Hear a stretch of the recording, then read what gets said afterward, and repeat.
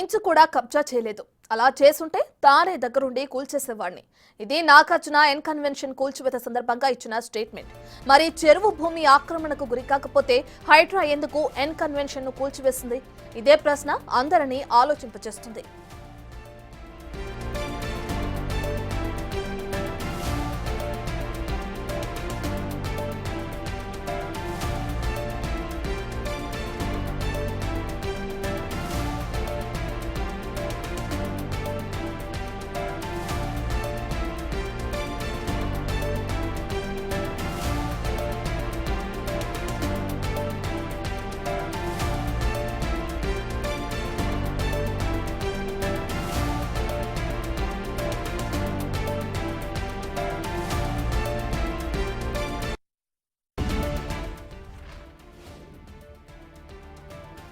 వాస్తవానికి ఈ ఇష్యూ ఇప్పటిది కాదు. తెలంగాణ రాష్ట్ర ఏర్పాటు నుంచి కొనసాగుతూనే ఉంది.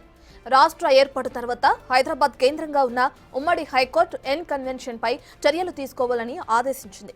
కానీ అప్పటి ప్రభుత్వం ఆ దిశగా చర్యలు మాత్రం తీసుకోలేదు.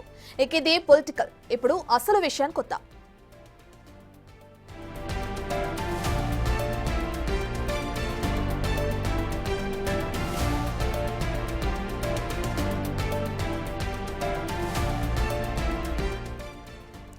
ఇప్పుడు మీకు ఒక వీడియో చూపిస్తాం. ఆ వీడియో ఒకటికి 2 సార్లు చూశాక మీరే డిసైడ్ అవుతారు.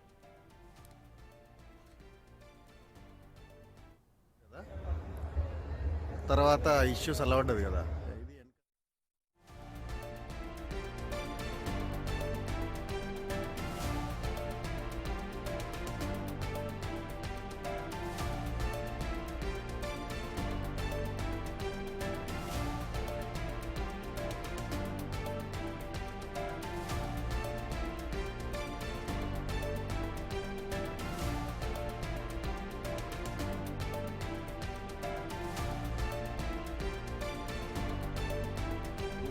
అన్నాడు కదా, తర్వాత ఇష్యూస్ అలా ఉండదు కదా.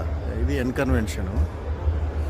సో మరి ఇది కబ్జా అయిన ల్యాండో మరి గంగల మునిగిన పావురం అయిండో ఏందో కానీ ఇది మన ఎన్ కన్వెన్షన్ వ్యూ అన్నట్టు. ఇది లేకు. మరి ఇది ఏ ప్రకారంగా మనకు కరెక్ట్ ల్యాండో కబ్జా ల్యాండో మీ ఊహకే వదిలేస్తున్నా. 2014 నాగార్జున ఒక కబ్జా కోరు అని అన్నాడు కదా, తర్వాత ఇష్యూస్ అలా ఉండదు కదా. ఇది ఎన్ కన్వెన్షన్. సో మరి ఇది చూసారుగా, ఎన్ కన్వెన్షన్ ప్రహరీ కూడా చెరువు నీళ్లు తాకుతూనే ఉన్నాయి. మరి ఆ గోడ చెరువు వద్దకు వెళ్ళిందా, లేక చెరువే వాల్ వద్దకు వచ్చిందా? అంతేకాదు, చెరువులోని చెత్తను కూడా డంప్ చేస్తున్నారు. ఈ వీడియోలో సరిగ్గా చూస్తే అది కూడా కనిపిస్తుంది. ఇదే క్వశ్చన్ ను నాగార్జునకు సంధించారు కాంగ్రెస్ ఓవర్సీస్ నాయకులు సందీప్.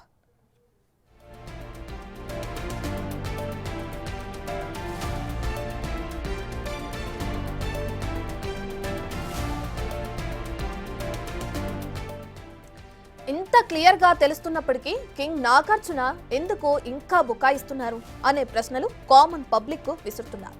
అంటే అన్నీ తెలిసే ఎన్ కన్వెన్షన్ ను నిర్మించారని పిచ్చి క్లారిటీగా తెలుస్తుంది. అందుకే హైడ్రా చర్యలు తీసుకుందని ప్రజలు మాట్లాడుకుంటున్నారు.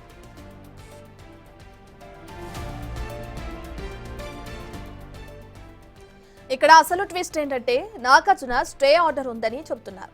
మరి హైడ్రా అధికారులు మాత్రం ఎలాంటి స్టే ఆర్డర్ ఇంతకు ముందు లేదంటున్నారు.